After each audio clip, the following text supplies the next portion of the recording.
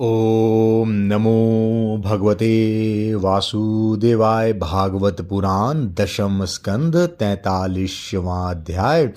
कुवलिया पीड़ का उद्धार और अखाड़े में प्रवेश।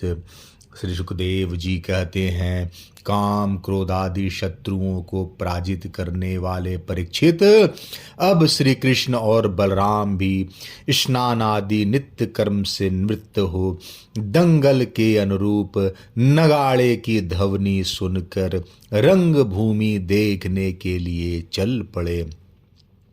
भगवान श्री कृष्ण ने रंगभूमि के दरवाजे पर पहुंचकर देखा कि वहां महावत की प्रेरणा से कुवलिया पीड़ नाम का हाथी खड़ा है।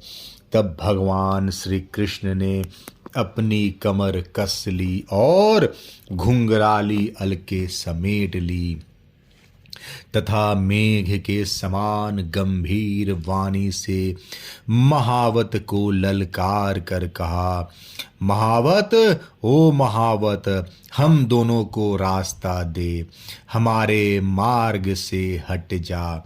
अरे सुनता नहीं, देर मत कर, नहीं तो मैं हाथी के साथ अभी तुझे यमराज के घर पहुंचाता हूं। भगवान श्री कृष्ण ने महावत को जब इस प्रकार धमकाया तब वह क्रोध से तिलमिला उठा और उसने काल मृत्यु तथा यमराज के समान अत्यंत भयंकर कुवलिया पीड़ को अंकुश की मार से क्रुद्ध करके श्री कृष्ण की ओर बढ़ाया। कुवलिया पीड़ ने भगवान की ओर झपटकर उन्हें बड़ी तेजी से सूंड में लपेट लिया, परंतु भगवान सूंड से बाहर सरक आए और उसे एक घूंसा जमाकर उसके पैरों के बीच में जा छिपे। उन्हें अपने सामने न देखकर कुवलिया पीड़ को बड़ा क्रोध हुआ। उसने सूंघ कर भगवान को अपनी सूंड से टटोल लिया और पकड़ा भी, परंतु उन्होंने बलपूर्वक अपने को उससे छुड़ा लिया। इसके बाद भगवान उस बलवान हाथी की पूंछ पकड़कर खेल खेल में ही उसे 100 हाथ तक पीछे घसीट लाए, जैसे गरुड़ सांप को घसीट लाते हैं। जिस प्रकार घूमते हुए बछड़े के साथ बालक घूमता है और अथवा स्वयं भगवान श्री कृष्ण जिस प्रकार बछड़ों से खेलते थे, वैसे ही वे उसकी पूंछ पकड़कर उसे घुमाने और खेलने लगे। जब वह दाएं से घूमकर उनको पकड़ना चाहता तब वे बाएं आ जाते और जब वह बाएं की ओर घूमता तब वे दाएं घूम जाते। इसके बाद हाथी के सामने आकर उन्होंने उसे एक घूंसा जमाया और वे उसे गिराने के लिए इस प्रकार उसके सामने से भागने लगे, मानो अब वह छू लेता है तब छू लेता है। भगवान श्री कृष्ण ने दौड़ते दौड़ते एक बार खेल खेल में ही पृथ्वी पर गिरने का अभिनय किया और झट वहां से उठकर भाग खड़े हुए। उस समय वह हाथी क्रोध से जल भुन रहा था। उसने समझा कि वे गिर पड़े और बड़े जोर से अपने दोनों दांत धरती पर मारे। जब कुवलिया पीड़ का यह आक्रमण व्यर्थ हो गया तब वह और भी चिढ़ गया। महावतों की प्रेरणा से वह क्रुद्ध होकर भगवान श्री कृष्ण पर टूट पड़ा। भगवान मधुसूदन ने जब उसे अपनी ओर झपटते देखा तब उसके पास चले गए और अपने एक ही हाथ से उसकी सूंड पकड़कर उसे धरती पर पटक दिया। उसके गिर जाने पर भगवान ने सिंह के समान खेल ही खेल में उसे पैरों से दबाकर उसके दांत उखाड़ लिए और उन्हीं से हाथी और महावतों का काम तमाम कर दिया। परीक्षित, मरे हुए हाथी को छोड़कर भगवान श्री कृष्ण ने हाथ में उसके दांत लिए लिए ही रंग भूमि में प्रवेश किया। उस समय उनकी शोभा देखने ही योग्य थी। उनके कंधे पर हाथी का दांत रखा हुआ था। शरीर रक्त और मद की बूंदों से सुशोभित था और मुख कमल पर पसीने की बूंदें छलक रही थी। परीक्षित, भगवान श्री कृष्ण और बलराम दोनों के ही हाथों में कुवलिया पीड़ के बड़े बड़े दांत शस्त्र के रूप में सुशोभित हो रहे थे और कुछ ग्वाल बाल उनके साथ साथ चल रहे थे। इस प्रकार उन्होंने रंग भूमि में प्रवेश किया।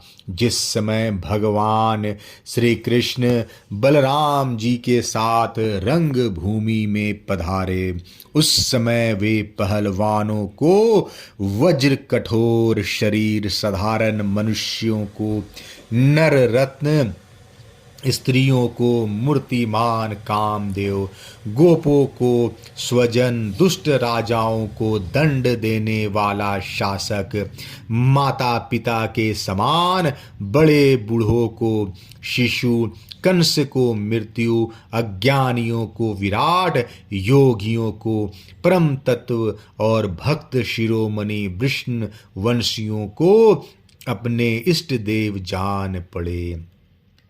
सबने अपने अपने भावानुरूप क्रमशः रौद्र, अद्भुत, श्रृंगार, हास्य, वीर, वात्सल्य, भयानक, विवत्स, शांत और प्रेम भक्ति रस का अनुभव किया। राजन, वैसे तो कंस बड़ा धीर वीर था, फिर भी जब उसने देखा कि इन दोनों ने कुवलिया पीड़ को मार डाला, तब उसकी समझ में यह बात आई कि इनको जीतना तो बहुत ही कम है। वह बहुत घबरा गया। श्री कृष्ण और बलराम की बाहें बड़ी लंबी लंबी थी। पुष्पों के हार, वस्त्र और आभूषण आदि से उनका वेश विचित्र हो रहा था। ऐसा जान पड़ता था मानो उत्तम वेश धारण करके दो नट अभिनय करने के लिए आए हों, जिनके नेत्र एक बार उन पर पड़ जाते बस लग ही जाते।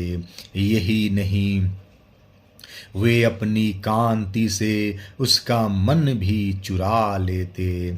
इस प्रकार दोनों रंग भूमि में शोभायमान हुए। परीक्षित, मंचों पर जितने लोग बैठे थे वे मथुरा के नागरिक और राष्ट्र के जन समुदाय पुरुषोत्तम भगवान श्री कृष्ण और बलराम जी को देखकर इतने प्रसन्न हुए कि उनके नेत्र और मुख कमल खिल उठे, उत्कंठा से भर गए। वे नेत्रों के द्वारा उनकी मुख माधुरी का पान करते करते तृप्त ही नहीं होते थे। मानो वे उन्हें नेत्रों से पी रहे हों, जीवा से चाट रहे हो, नासिका से सूंघ रहे हो और भुजाओं से पकड़कर हृदय से सटा रहे हों। उनके सौंदर्य, गुण, माधुर्य और निर्भयता से मानो दर्शकों को उनकी लीलाओं का स्मरण करा दिया और वे लोग आपस में उनके संबंधी की देखी सुनी बातें कहने सुनने लगे। ये दोनों साक्षात भगवान नारायण के अंश हैं। इस पृथ्वी पर वसुदेव जी के घर में अवतीर्ण हुए हैं। उंगली से दिखलाकर ये सांवले सलोने कुमार देवकी के गर्भ से उत्पन्न हुए थे। जन्मते ही वसुदेव जी ने इन्हें गोकुल पहुंचा दिया था। इतने दिनों तक ये वहां छिप कर रहे और नंद जी के घर में ही पलकर इतने बड़े हुए।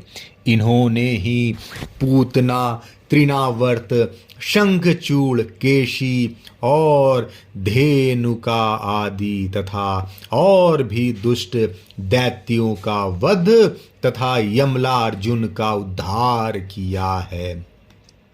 इन्होंने ही गौ और ग्वालों को दवानल की ज्वाला से बचाया था। कालिया नाग का दमन और इंद्र का मान मर्दन भी इन्होंने ही किया था। इन्होंने 7 दिनों तक एक ही हाथ पर गिरिराज गोवर्धन को उठाए रखा और उसके द्वारा आंधी, पानी और वज्रपात से गोकुल को बचा लिया।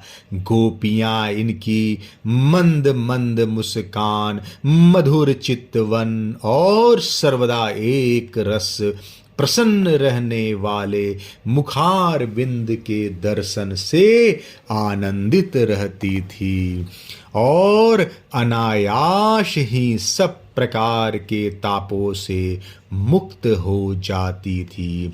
कहते हैं कि ये यदुवंश की रक्षा करेंगे। यह विख्यात वंश इनके द्वारा महान समृद्धि, यश और गौरव प्राप्त करेगा। ये दूसरे इन्हीं श्याम सुंदर के बड़े भाई कमल नयन श्री बलराम जी हैं। हमने किसी किसी के मुंह से ऐसा सुना है कि इन्होंने ही प्रलंबासुर, वत्सासुर और बकासुर आदि को मारा है। जिस समय दर्शकों में यह चर्चा हो रही थी और अखाड़े में तुरही आदि बाजे बज रहे थे, उस समय चाणूर ने भगवान श्री कृष्ण और बलराम को संबोधन करके यह बात कही। नंद नंदन श्री कृष्ण और बलराम जी, तुम दोनों वीरों के आदरणीय हो। हमारे महाराज ने यह सुनकर कि तुम लोग कुश्ती लड़ने में बड़े निपुण हो, तुम्हारा कौशल देखने के लिए तुम्हें यहाँ बुलवाया है। देखो भाई, जो प्रजा मन, वचन और कर्म से राजा का प्रिय कार्य करती है उसका भला होता है, और जो राजा के इच्छा के विपरीत काम करती है उसे हानि उठानी पड़ती है। यह सभी जानते हैं कि गाय और बछड़े चराने वाले ग्वालिये प्रतिदिन आनंद से जंगलों में कुश्ती लड़ लड़ कर खेलते रहते हैं और गायें चराते रहते हैं। इसलिए आओ हम और तुम मिलकर महाराज को प्रसन्न करने के लिए कुश्ती लड़ें। ऐसा करने से हम पर सभी प्राणी प्रसन्न होंगे, क्योंकि राजा सारी प्रजा का प्रतीक है।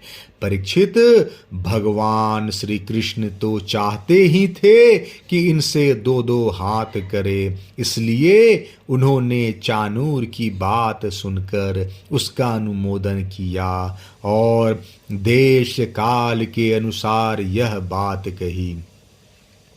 चाणूर, हम भी इस भोजराज कंस की बनवासी प्रजा है, हमें इनको प्रसन्न करने का प्रयत्न अवश्य करना चाहिए, इसी में हमारा कल्याण है। किंतु चाणूर, हम लोग अभी बालक हैं, इसलिए हम अपने समान बल वाले बालकों के साथ ही कुश्ती लड़ने का खेल करेंगे। कुश्ती समान बल वालों के साथ ही होनी चाहिए, जिससे देखने वाले सभासदों को अन्याय का समर्थक होने का पाप न लगे। चाणूर ने कहा, अजी, तुम और बलराम न बालक हो और न तो किशोर, तुम दोनों बलवानों में श्रेष्ठ हो। तुमने अभी अभी 1000 हाथियों का बल रखने वाले कुबलिया पीड़ को खेल ही खेल में मार डाला, इसलिए तुम दोनों को हम जैसे बलवानों के साथ ही लड़ना चाहिए, इसमें अन्याय की बात कहाँ है। इसलिए श्री कृष्ण, तुम मुझ पर अपना जोर आजमाओ और बलराम के साथ मुष्टिक लड़ेगा। 43वां अध्याय समाप्त। जय श्री कृष्ण।